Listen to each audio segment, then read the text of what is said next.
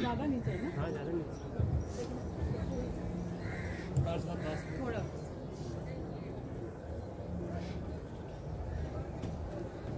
बस बस बस ठीक है, माने ठीक कर लिया, रुक जा थोड़ा सा।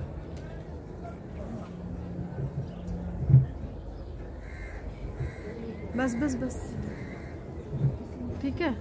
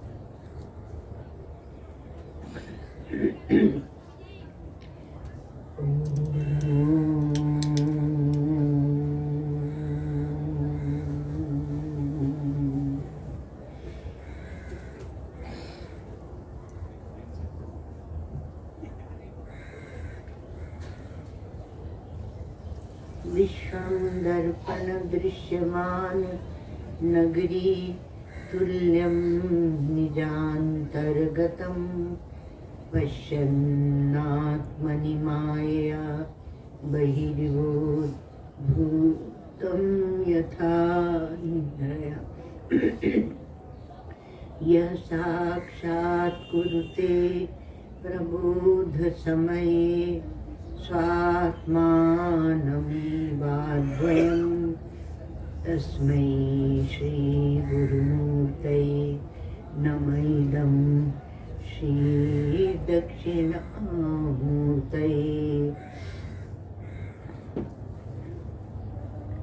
पूर्णानन्ददया दृशारसदया शश्वत्प्रसादोदया ब्रह्म ज्ञान विनोदया जनमनो मोदायनि खेदया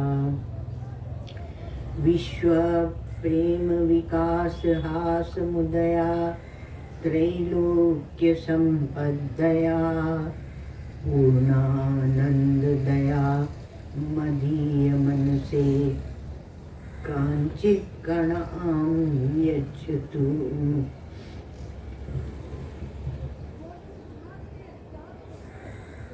अखंडानंद संबोध मूर्तये ब्रह्ममूर्तये सुधास्मित समाश्लिष्ट नेत्रांत स्फूर्तये नमः।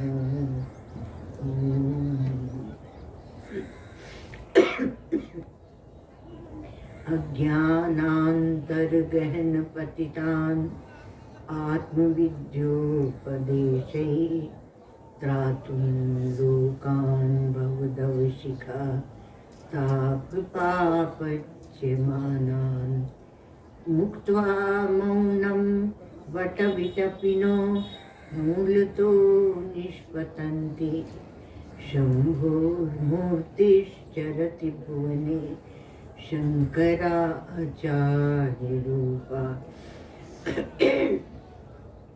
श्रुतिस्मृतिपुराणानाम् आलयं करुणालयं नमामि भगवत्पादं शङ्करं लोकशङ्करं नमामि भगवत्पादं शङ्करं लोकशङ्करम्। शांति पाठ। ॐ भद्रं कर्णेभिः शृणुयाम देवा भद्रं पश्येमाक्षभिर्यजत्राः स्थिरैरङ्गैस्तुष्टुवांसस्तनूभिर्विषेमहि देवहितं यदायुः स्वस्ति न इन्द्रो वृद्धश्रवाः स्वस्ति नः पूषा विश्ववेदाः स्वस्ति नस्तार्क्ष्यो अरिष्टनेमिः स्वस्ति नो बृहस्पतिर्दधातु। ॐ शान्ति शान्ति शान्तिः। प्रज्ञानांशुप्रताने स्थिरचरनिकरव्यापिभिर्व्याप्य लोकान् भुक्त्वा भोगान् स्थविष्ठान् पुनरपिशनोद्भासितान् कामजन्यान् पीत्वा सर्वान् विशेषान् स्वप्रीतिमधुरभुं मायया भोजयन्नो माया संख्यातुरीयं परममृतं अजं ब्रह्म यत्तन्नतोऽस्मि। यो विश्वात्मा विधिज विषयान् प्राच्य भोगान् स्थविष्ठान् पश्चाच्चान्यान् स्वमति विभवान् ज्योतिषाः स्वेन सूक्ष्मान् सर्वानीतान् पुनरपि शनैः स्वात्मनि स्थापयित्वा हित्वा सर्वान् विशेषान् विगतगुणगणः पात्वसौ न स्तुरीयः।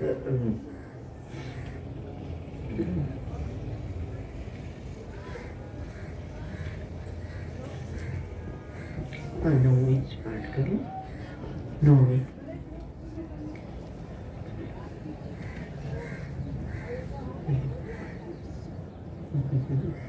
मरणे संभवे चैव गत्यागमनयोरपि स्थितौ सर्वशरीरेषु आकाशेन विलक्षणा संघाता स्वप्नवत् सर्वे आत्ममाया विसर्जिताः आधिक्ये सर्वसाम्ये वा नोपपत्तिर्हि विद्यते रसादयो हि कोशा व्याख्यातास्तैत्तिरीयके तेषामात्मा परो जीव खं यथा प्रकाशितः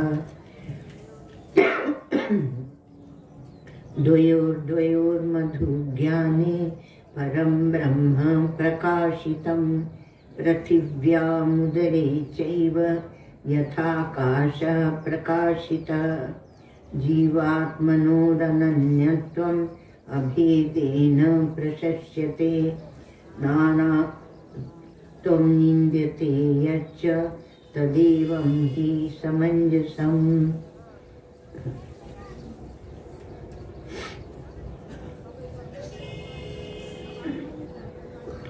तो द्वयोर मधु ज्ञान है। परम ब्रह्म प्रकाशितम् पृथिव्याम उदरे चैव यथाकाश प्रकाशितः। पृथ्वी में और उदर में एक ही आकाश है, जैसे प्रकाशित होता है उसी प्रकाश मधु ब्राह्मण में ये बताया कि अध्यात्म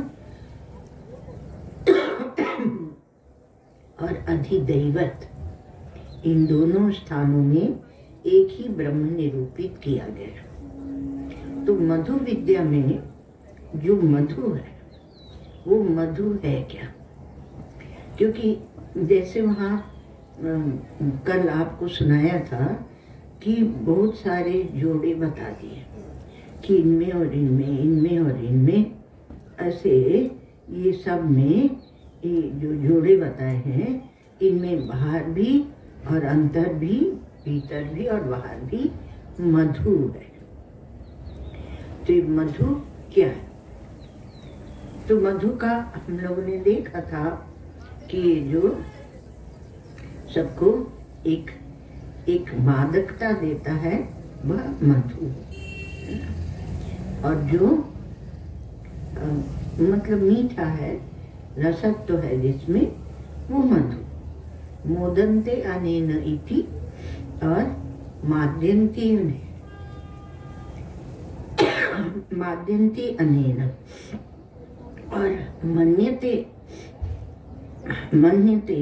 अनेन, मन्यते इति मधु। मन धातु से जब ये मधु शब्द बनता है तो ज्ञान स्वरूप हो जाता है और वह ब्रह्म के लिए प्रयुक्त होता है।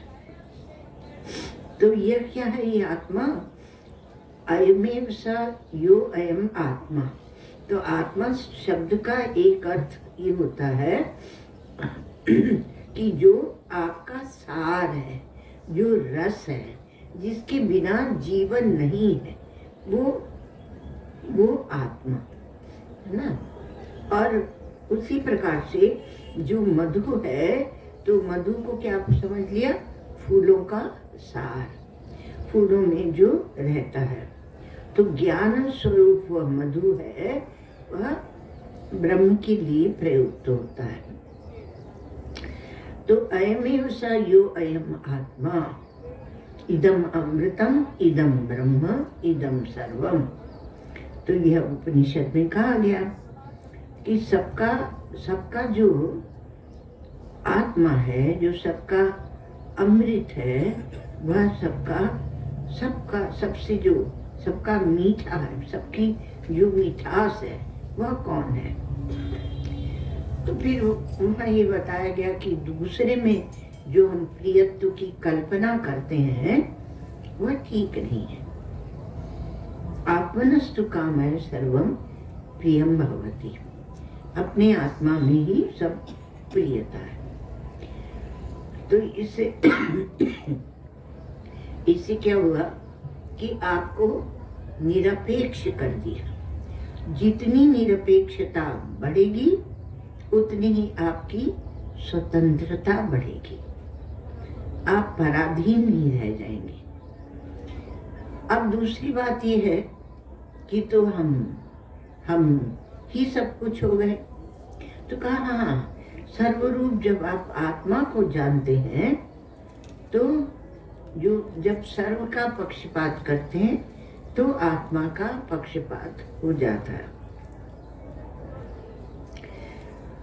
तो आत्मा में जब आप अपने स्वरूप में प्रतिष्ठित होते हैं तो परिच्छिन्नता की भावना टूटती है। परिच्छिन्नता की भावना टूटेगी, अपरिच्छिन्न जो आपने अपने को समझ रखा है वो समाप्त होगा। और फिर क्या होगा? कहा ब्रह्मात्म भाव की प्राप्ति होगी। तो ब्रह्मात्म भाव की प्राप्ति होने से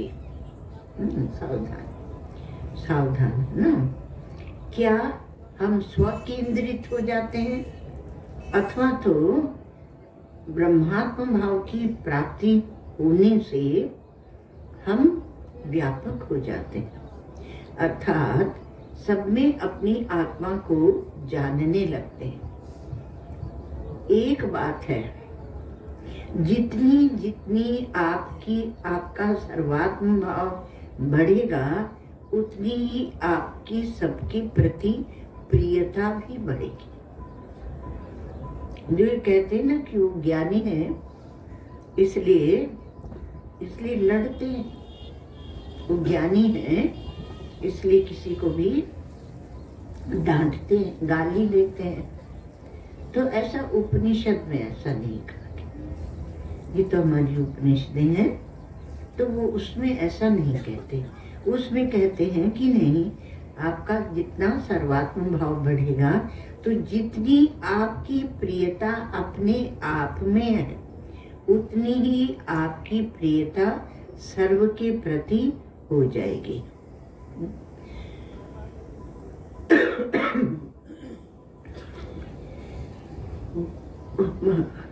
बल्कि यदि आप इस वेदांत विद्या के मार्ग पर नहीं आए हैं, ये ब्रह्म विद्या के मार्ग पर नहीं आए हैं, तो आप मान लो पहले से प्रारंभ कर लो, आपकी धर्मानुष्ठान करते हैं। तो धर्मानुष्ठान जब आप करते हैं तो उसका फल आप अपने ही घर में ले लेते हैं, उसका फल आपको ही मिलना चाहिए। यज्ञ अनुष्ठान जो भी करेंगे तो अपने ही घर के लिए करते हैं। और ईश्वर की उपासना करके जब ईश्वर को खुश करते हैं तो आप कोई न कोई एक वरदान मांग लेते हैं कि हम सुखी रहें, कि हमारा परिवार सुखी है। कहा कि नहीं, ऐसा नहीं होता है। कोई कोई ऐसा भी होता है जो सर्व के लिए वरदान मांगता है। तो सर्व के लिए जो वरदान मांगता है, सर्व के लिए जो प्रार्थना करता है, उसे कहते हैं ऋषि। वो ऋषि हो जाता है। पर सामान्यतया जो ईश्वर की उपासना करते हैं और उसके फलस्वरूप वो अपने में ही अपने को ही मांगते हैं। उसी प्रकार से योगाभ्यास, तो योगाभ्यास करके भी आप ये चाहते हैं कि हम सुखी रहें, तो अपने को सुखी बनाना चाहते हैं, तो ज्ञान से भी अपने को ही सुखी कर लेते होंगे। प्रश्न यही है ना, क्योंकि वहां तो हमने देखा है कि धर्म से भी स्वयं को सुखी करते हैं, उपासना से भी स्वयं को सुखी करते हैं, अर्थात अपने स्व केंद्रित जो अपना परिच्छिन्नता है, परिवार है इत्यादि है, उसी में रहते हैं। तो उसी प्रकार ज्ञान से भी आप अपने आप को ही सुखी कर लेते होंगे। तो कहा कि नहीं, ज्ञान जो है वो अपने आप को सुखी करने के लिए नहीं होता। आप सुनते ही होंगे वेदांतों में कि अज्ञान की निवृत्ति के लिए ज्ञान है। ज्ञान तो है ही, ज्ञान स्वरूप आप हैं ही, ब्रह्म स्वरूप आप हैं ही, तो अपने आपके अज्ञान की निवृत्ति के लिए ज्ञान होता है। अर्थात जिस परिच्छिन्नता के भ्रम को आपने पाल रखा है कि मैं एक परिच्छिन्न जीव हूँ, अमुक अमुक मनुष्य हूँ, उसका भ्रम टूटना चाहिए।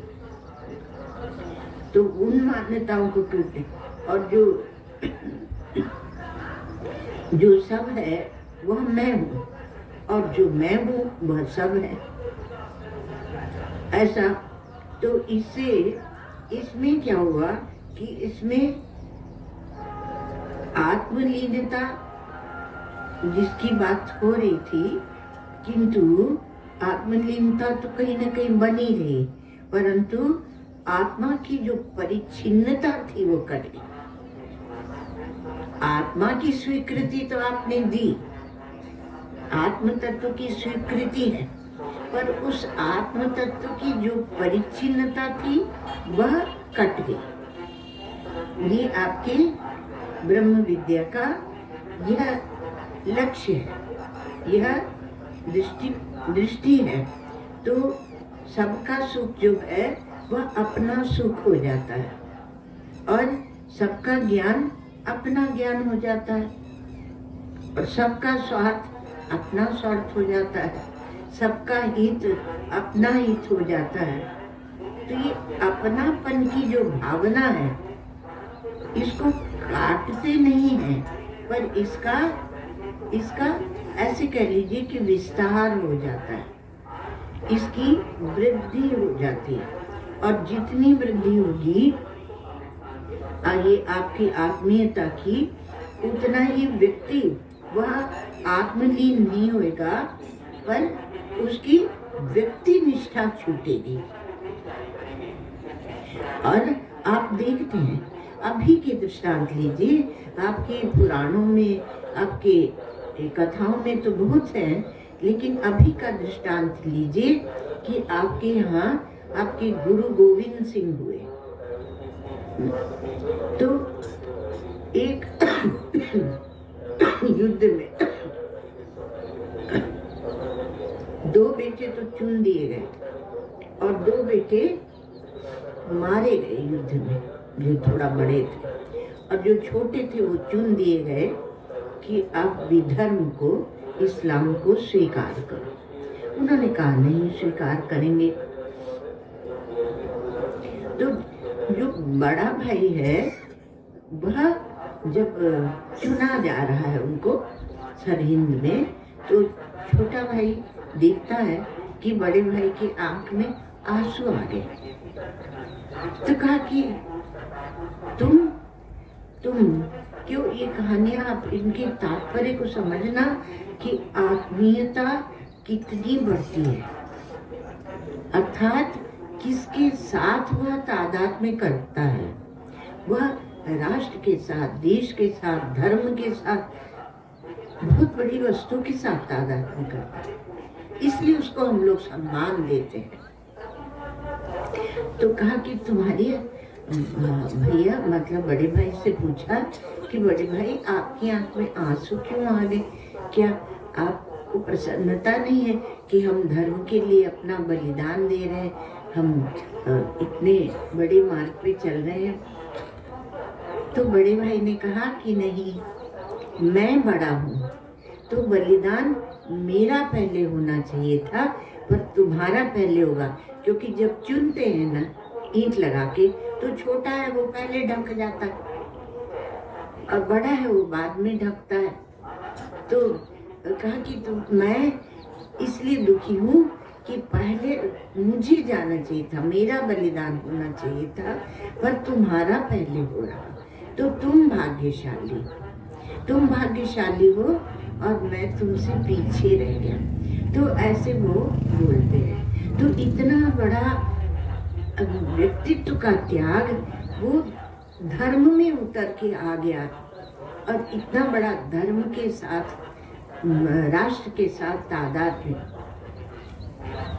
गुरु गोविंद सिंह से जब कहा गया कि आपके 4 बेटे चले गए, धर्म और राष्ट्र के लिए समर्पित हो गए, तो उन्होंने कहा कि मुझे दुख ये है कि मेरे और बेटे हैं, लेकिन मैं ये सोचता हूँ कि जितने हैं सब मेरे बेटे ही हैं। वो 4 गए तो क्या हुआ, वो 4 गए तो क्या हुआ, ये 40,000 तो है, 40,000, 40 लाख, जो भी आप गिन लो, तो जो सब है, जो सर्व है, वो भी मेरे बेटे ही है। तो इतना बड़ा जब तादात्म्य होता है, तो आत्मीयता की जितनी जितनी वृद्धि होती है, उतनी ये व्यक्ति लीनता, व्यक्ति निष्ठा का जो आरोप वेदांतों में लगाया जाता है, वो छूटती है। इसलिए वो कहते हैं, वहां पर उपनिषद में कहते हैं कि अस्मिन् आत्मनि सर्वाणि भूतानि सर्वे देवाः सर्वे लोकाः सर्वे प्राणाः सर्वे एव आत्मनि समर्पिताः। तो इस आत्मा में सब भूत, सभी प्राणी, वो ऐसा नहीं कि अपने को भूत देखता, अपने को तो आत्मा देख जान रहा है ना, तो उसका तो तादात्म्य बहुत बड़ा है। तो उपनिषदें गाती हैं कि इसी आत्मा में सब भूत समा जाते हैं, सब देवता, सब लोक, सब प्राण सब इस आत्मा में समर्पित हो जाते हैं। अब इसका ये भी कहते हैं कि भाई सबकी जो तिजोरी है वो हमारी तिजोरी है, तो ऐसा नहीं, ऐसा ऊट पटांग नहीं लगाना चाहिए। तो अपनी परिच्छिन्नता का विनाश होता है तो हम संकीर्ण नहीं रह जाते। हम दूसरे को ये कहें कि तुम्हारा सब कुछ हमारा है, नहीं, हमारा कुछ भी नहीं है, हमारा सब कुछ सबका है। तो असल में अपनी परिच्छिन्नता जो है वो स्वयं को आप बहुत बड़े हैं, बहुत महान है, अणोरणीयान महतो महियान, आप बहुत बड़े हैं। लेकिन ये परिच्छिन्नता ने आपको टुकड़े टुकड़े करके रख दिया, यह टुकड़े करके रखती है। तब क्या है, तब इसका फल क्या होता है? तो उपनिषद में बहुत सुंदर गाया है कि मान लो आप भेद कर रहे हैं, अब ब्राह्मण है उससे भेद कर रहे हैं, तो वहां कहते हैं कि ब्रह्म तम पराधार यो अन्यत्र आत्मनो ब्रह्म वेद। वो ब्राह्मण उसे पराजित करेगा, पराभव को प्राप्त कराएगा जो अपने को ब्राह्मण से भिन्न जानता है। और क्षत्रम तम पराधार यो अन्यत्र आत्मनो क्षत्रम वेद। तो उसी प्रकार से क्षत्रिय भी उसे परास्त करेगा जो अपने को क्षत्रिय से भिन्न देखता है। अब आप सोचना, आपका ये लड़ना झगड़ना, परिच्छिन्नता में भाव में बैठना, भेदभाव बनाना, ये आपको कहाँ ले जाकर अटकेगा। आप किसी से इसी प्रकार से वहाँ देवताओं का बताया गया, लोक का बताया, शत्रु का बताया, बहुत सुंदर वो प्रसंग चलता है।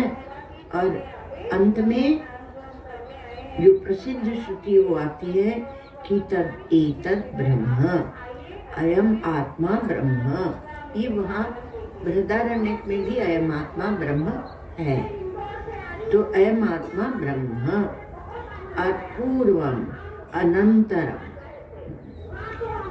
अपूर्वम अनपरम अनंतरम अबाह्य।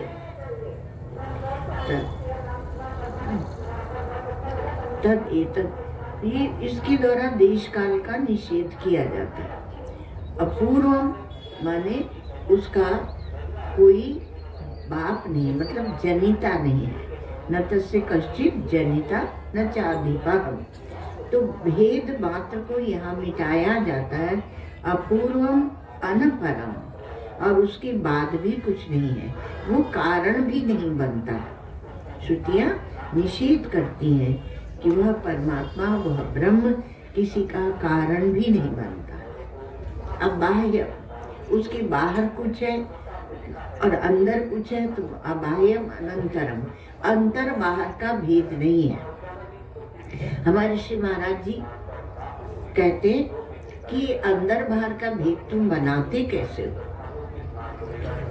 एक हड्डी मांस चाम का जो लोथड़ा है, तो ये चाम की जो चमड़ी चढ़ा दी, उसको लेकर तुम अंदर बाहर का भेद बना रहे हो।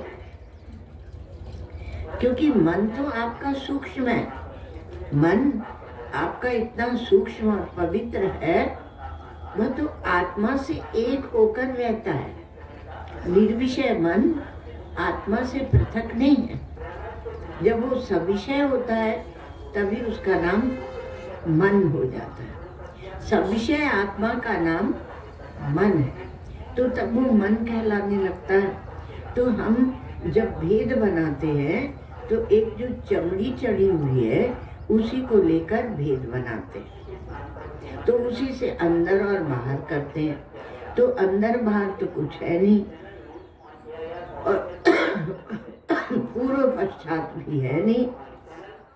अपूर्वम अनपरम अनंतरम अबाह्यम श्रुतियां कह रही है। तद एतद ब्रह्म, अयम आत्मा ब्रह्म सर्वानुभूः। तो ये सब अनुशासन है वहाँ वेदों में। तो सर्वानुभूः, अब उसको जो भासमानता है उसको लेकर भी विचार किया जाता है, और उसका जो अस्तित्व है उसको लेकर भी विचार किया जाता है। तो अपूर्वम से पूर्व का निषेध किया, और अब यहाँ पर ये जो विचार चल रहा है तो इसमें मधु का विचार चलता है। तो कार्य कारण जितनी वस्तु है तो वो कार्य कारण रूप, तो कार्य कारण रूप जो वस्तु है वो वास्तव में उस आत्म दृष्टि से अपना बहुत बड़ा अस्तित्व रखती नहीं है। जब आप आत्म दृष्टि में नहीं, नानास्ति किंचन। अब जब आप बाहर व्यवहार में आते हैं तो सर्वम खलविदम ब्रह्म, वो ब्रह्म कौन?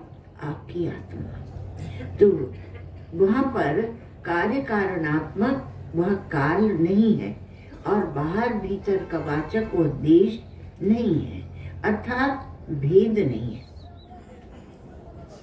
एक बात हम लोगों ने देखी कि साध्य साधन भाव भी नहीं है, पहले देखा वो नहीं है। तो जिसको लेकर हम साध्य साधन भाव भी नहीं है कि ये साधन करेंगे तो साध्य रूप से ब्रह्म बन जाएगा, वो नहीं है। तो ब्रह्म से ये बनता होगा, कार्य कारण होगा, तो कहा कि नहीं, क्योंकि ये ब्रह्म जो है इसका निरूपण नहीं किया जा सकता शब्दों से, अनिर्वचनीय है, वांग मनसा अगोचर। फिर भी निरूपण किया जाता है। क्यों किया जाता है? कि जिसमें आपकी वृत्ति क्रमशः तदाकार होए। आप जैसे जैसे शब्दों के अर्थ को जानने लगेंगे वैसे वैसे आपको और स्पष्टता हो जाएगी। न तद अश्नाति किंचन न तद अश्नाति कश्चन, अनावृतम सर्वम असंवृतम सर्वम।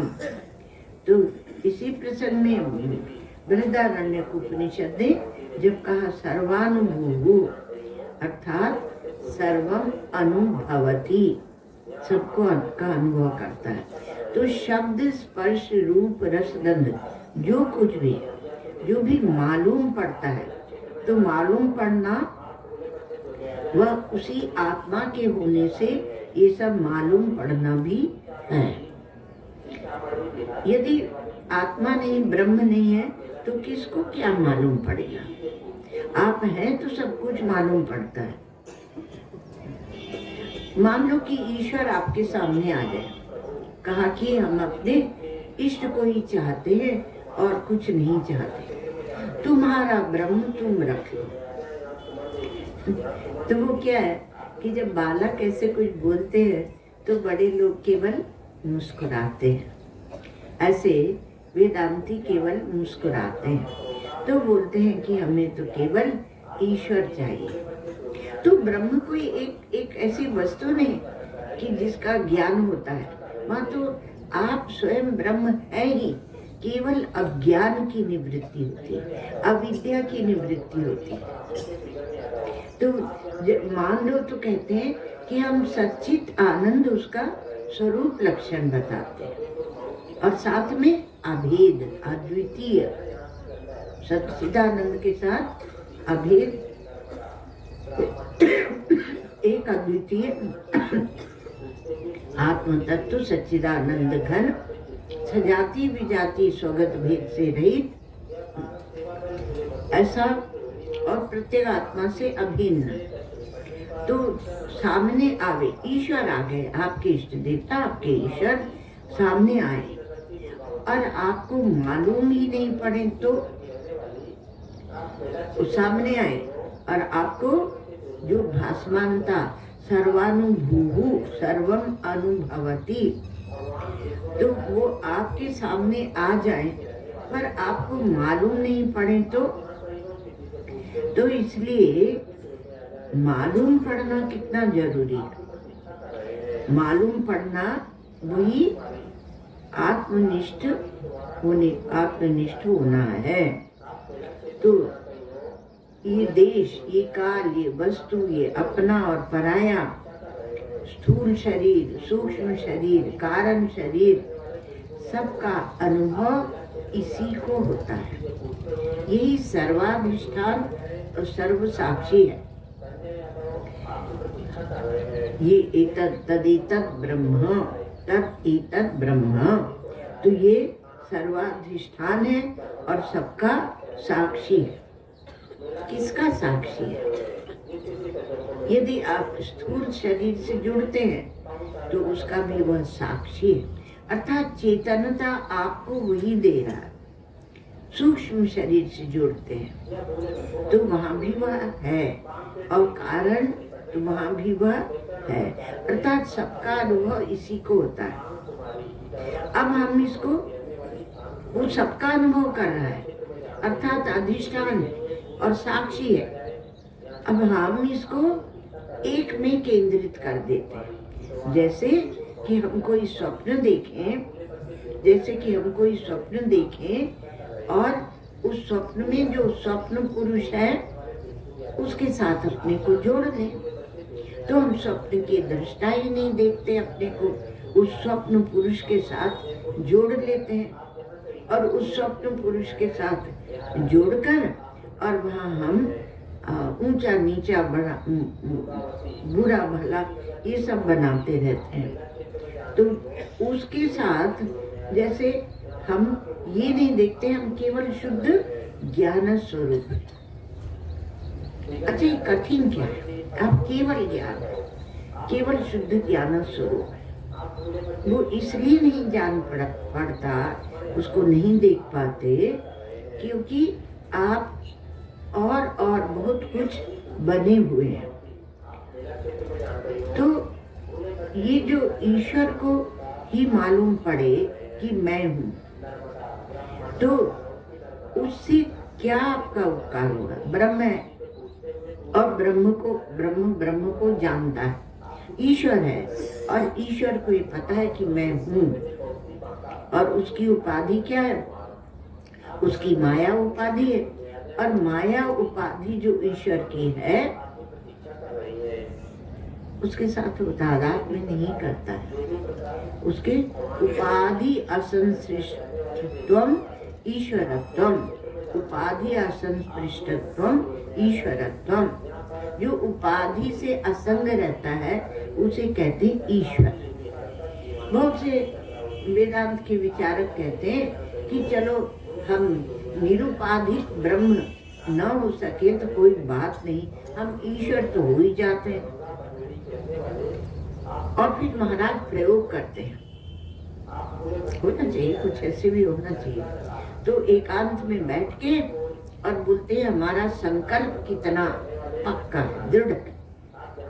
हम एक जगह गए थे, तो एक महात्मा थे, परिचित थे, वो आए और फिर चले गए। तो हम किसी और महात्मा के पास बैठे थे, तो दूसरे महात्मा आए और चले गए। फिर हम इन महात्मा को प्रणाम करके उठे, तो हमने सोचा उन दूसरे महात्मा को भी मिल लेते हैं, पास में है उनका भी। तो हम उनकी कुटिया में गए और हमने कहा स्वामी जी ओम नमो नारायण।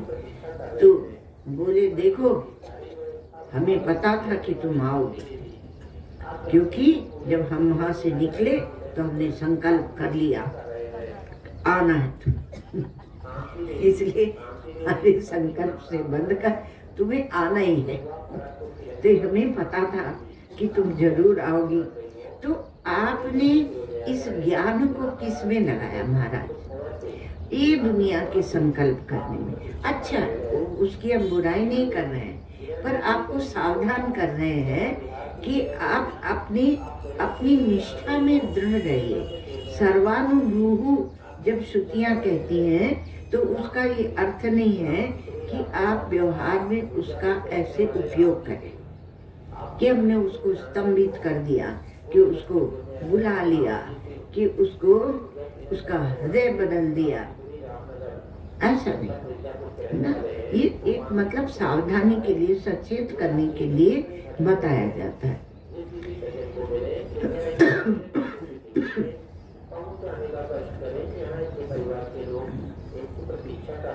तो हाँ, ईश्वर यदि कहता है कि मैं हूँ, मैं निरुपाधिक हूँ, तो वो अपनी ब्रह्मता को जानता है, वो ईश्वर। अब उसके मैं हूँ कहने से आपका क्या उपकार हुआ? आपको तो वो उसका अहम अर्थ वो शुद्ध अहम है, तो इससे आपका क्या उपकार हुआ? ये इतना ही है कि आप जब ऐसे ईश्वर का ध्यान करते हैं तो आप में एक बहुत बड़ी असंगता आती है। तो यह देश, ये काल, ये वस्तु प्रतीयमान, और इसमें फिर जाके अपना पराया, और इसमें स्थूल सूक्ष्म कारण, जागृत स्वप्न सुषुप्ति, सबका अनुभव इसी को होता है, इस सर्वाधिष्ठान और सर्व साक्षी को होता है। वो अधिष्ठान के साथ साथ में साक्षी है। हमारे विचार सागर में कहते हैं कि अधिष्ठान जड़ वस्तु जहाँ है, दृष्टा ताते भिन्नता है, जहाँ होए चेतन आधारा, तहाँ न दृष्टा होवे न्यारा। ये न्यारापन ही तो मिटाना है। जब जड़ वस्तु अधिष्ठान है, जैसे आप ये जो पृथ्वी देख रहे हैं, दृश्य देख रहे हैं, तो वहां पर आप दृष्टा पर पृथक है, और जो दिखने वाला है सब दृश्य प्रपंच, वह आपसे पृथक है, और आप साक्षी दृष्टा है। जब तक तादाद में कहीं बना रहता है तब तक वो दृष्टा है, और जब शुद्ध हो जाता है, विशुद्ध है, तब वह साक्षी है, वही चेतन। तो कहा साक्षी अलग है और आधार, आश्रय, अधिष्ठान वह अलग है। अरे जो दुनिया दिखती है वो उसी आश्रय में, अधिष्ठान में दिखती है, और ये चलती रहेगी, हम देखें कि ना देखें। ये एक विचार होते हैं बाल्यावस्था के विचार, पर जहाँ पर ये समझ में आ गया कि अधिष्ठान वह चेतन ही है, आप ही अधिष्ठान है। कहो कैसे? तो कहा स्वप्नवत।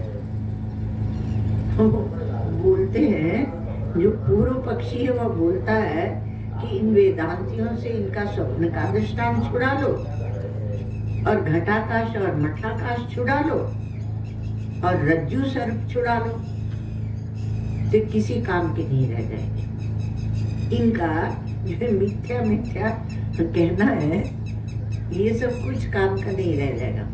इनसे खाली 3-4 इनके जो दृष्टांत है उसी को बढ़ा बढ़ा के सुनाते रहते हैं। उपाधि निरुपाधि छुड़ा लो इनसे।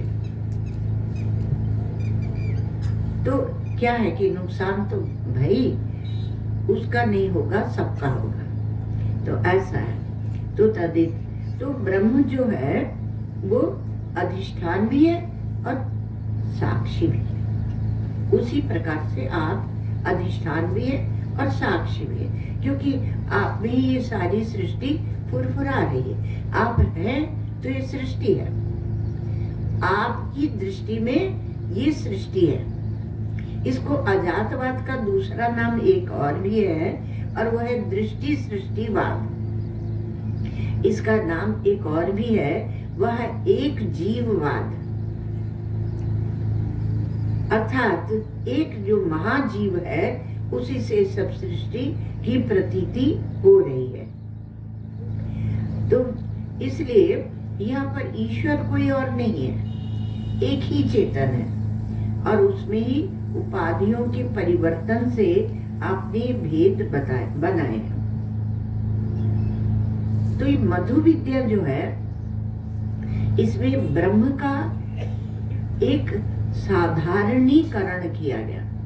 साधारणीकरण आप समझते हैं, ब्रह्म का साधारणीकरण किया गया,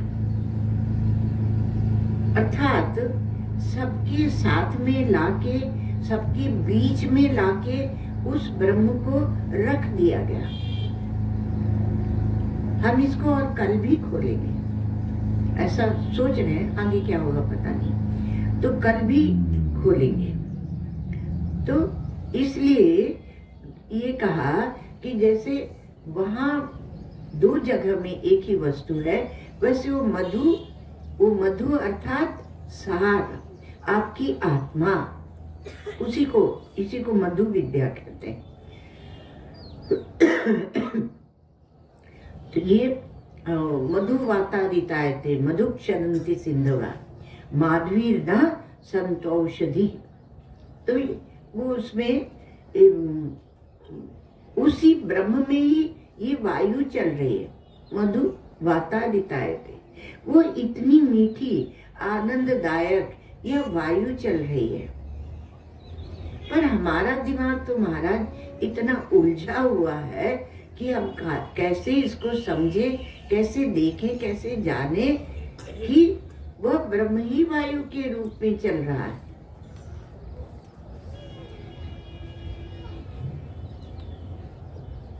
तो मधु वातादितायते मधुक्षरन्, नदियों में वही मधु ही बह रहा है, अर्थात वह ब्रह्म उसी की चेतनता से चेतित होके ये नदियां बह रही हैं। एक हमारे पास बालक आता है, वो बोलता है, बहुत अच्छी बातें करता है, तो वो बोलता है कि ये बताओ कि तुम्हारे 3.5 हाथ के शरीर में और चेतन बैठा है, आत्मा है, अथवा तो तुम ये कहो कि इंटेलिजेंस है और तुम उसके साथ मैं कर रहे हो, और बाहर तुम सबको जड़ देखते हो।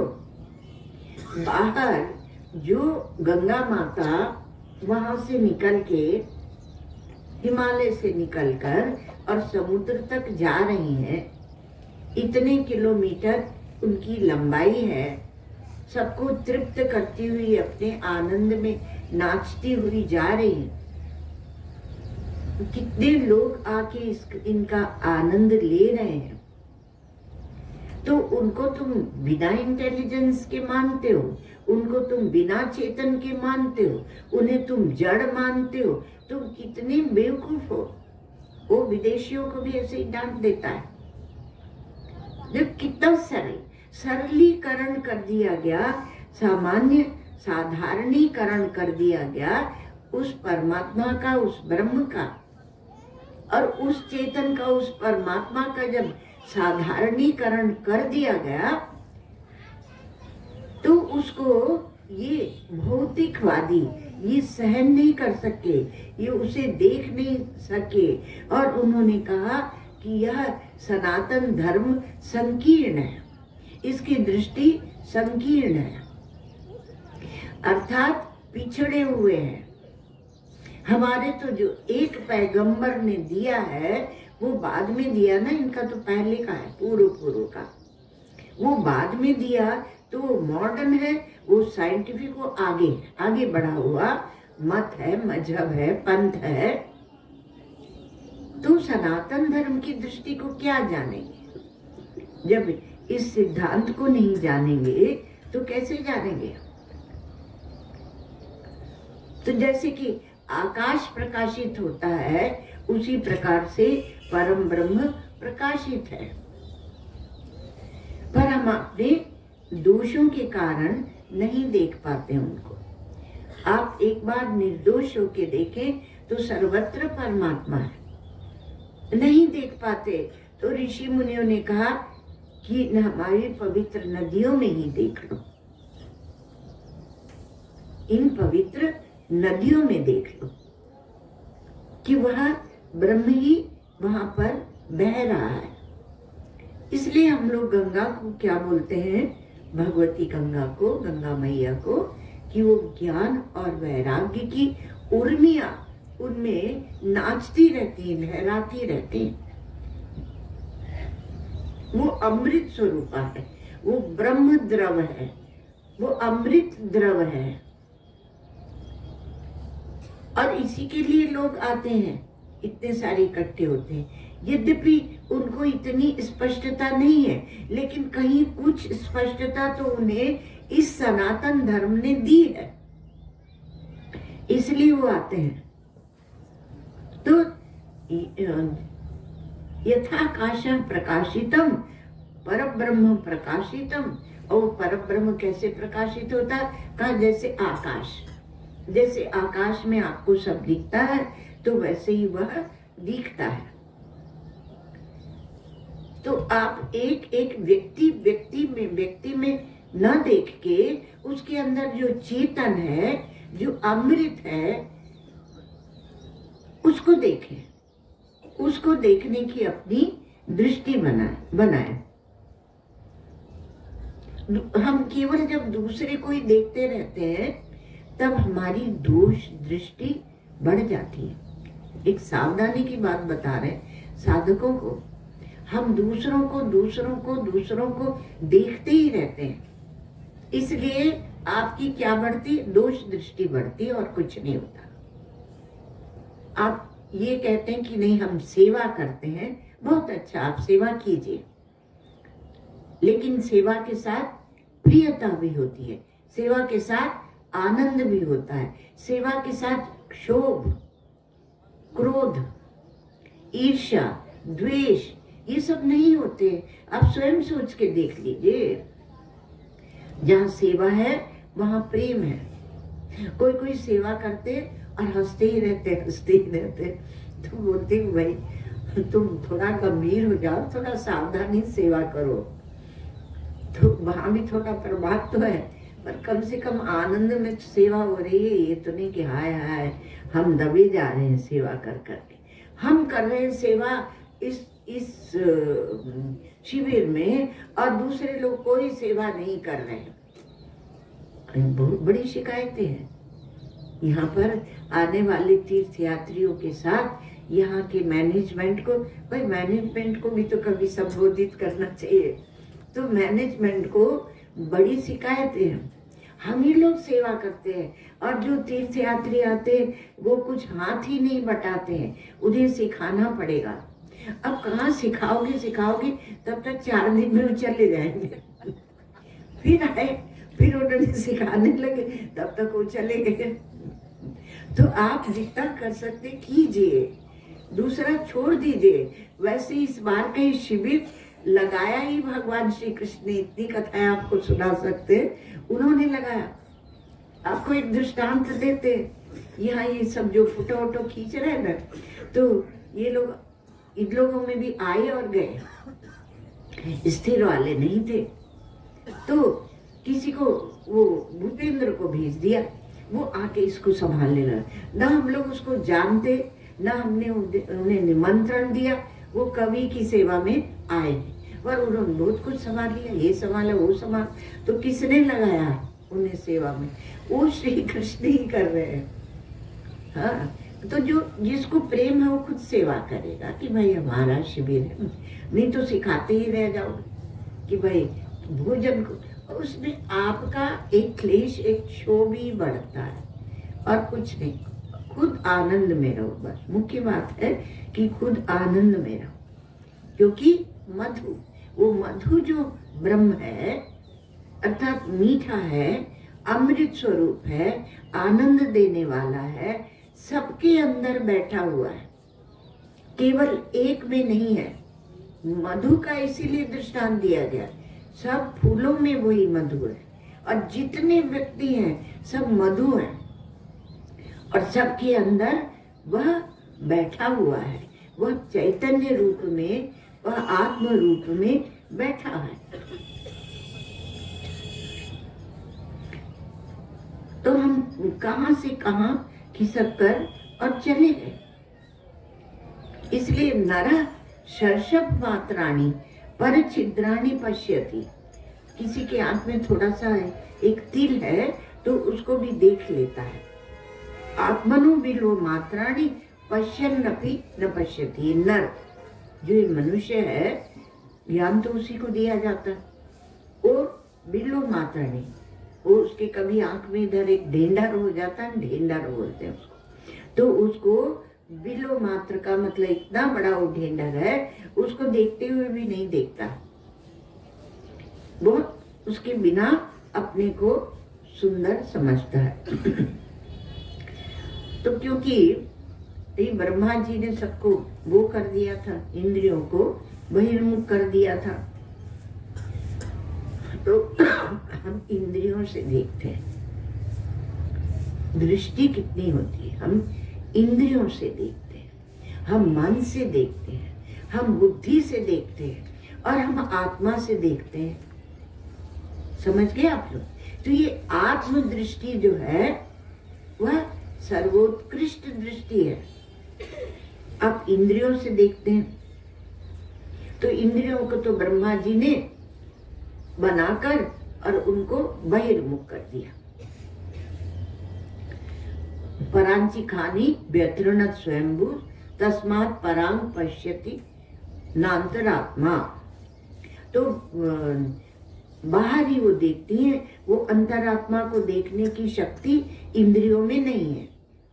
तो जितनी शक्ति उतना ही तो देखेंगे बेचारे, तो उतना ही देखती हैं वो। और इंद्रिय दृष्टि हो गई, फिर मन की दृष्टि हो गई, और फिर कोई किसी की प्राण दृष्टि भी होती है, प्राण दृष्टि, और किसी की मन की दृष्टि होती है, भावना में ही रहती, भावना में। और जब अब बोलते हैं ये वेदांती जो क्या बोलते हैं, शुष्क, ये शुष्क वेदांती आ जाते तो बोलते क्या भाव में ही रहते हो भाई, ये तुम्हारा भाव में रहना कुछ अच्छा नहीं लगता है। तो लोग महाराज आपको तो आप भाव ही नहीं जानते। तो दूसरे को जब हम देखने लगे तो हमारी आत्मा मर गई, ऐसा भी कह देते हैं। यो अन्यथा संतम आत्मानम अन्यथा प्रतिपद्यते किम तेन न कृतम पापम चौरेण आत्मा पहारेणा। ओ वहां कहा, और त्रिविधम नरकस्येदम द्वारम नाशनम आत्मना। ये आत्मा का नाश करने वाले हैं। ये काम, क्रोध, लोभ, ये आत्मा का नाश करने वाले हैं, इसलिए इनसे सावधान किया जाता है। तो आत्मा क्या मरती है? पर ऐसा प्रयोग होता है आपको सावधान करने के लिए। तो आप, क्योंकि आप सीधे सीधे तो यह नहीं कहते हैं कि मैं देह हूं, तो आप क्या कहते हैं, मैं चलता हूँ, मैं करता हूँ, अर्थात इंद्रियों को लेकर मैं बोलता हूँ, कर्म इंद्रियों को लेकर बोलते हैं सब। और फिर शरीर को लेकर मैं मोटा हूँ, मैं दुबला हूँ, मैं काला हूँ, मैं गोरा हूँ। अब सब बोलते हैं कि अरे जो मोटा है ना उसकी सब हंसी बनाते हैं, क्योंकि देह दृष्टि है, हमारी दृष्टि देह दृष्टि है, इंद्रिय दृष्टि है। एक मन की दृष्टि होती है, भाव की, एक बुद्धि की दृष्टि होती है, विचार की, विवेक दृष्टि, विचार दृष्टि, ये बुद्धि की दृष्टि होती है। और कहीं आपको आत्मदृष्टि मिल गई शास्त्र और गुरु की कृपा से, तब तो कहना ही क्या, तब तो मधु क्षरन्ति सिंधवा मधु वातारितायते। ये मधु ब्राह्मण, ये मधु ब्रह्म सब हो जाएगा और मधु विद्या आपके जीवन में आ जाएगी। इसकी और चर्चा करके समय हो गया। ओम सर्वे भवन्तु सुखिनः, सर्वे सन्तु निरामया, सर्वे भद्राणि पश्यन्तु, मा कश्चित् दुःखभाग् भवेत्। असतो मा सद्गमय, तमसो मा ज्योतिर्गमय, मृत्योर्मामृतं गमय। ओम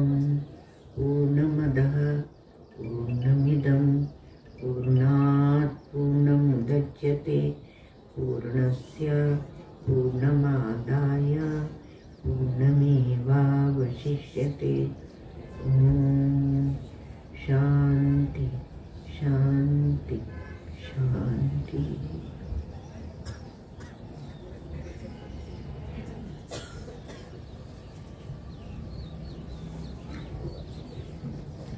तो स्वामी जी तो आज पधार गए।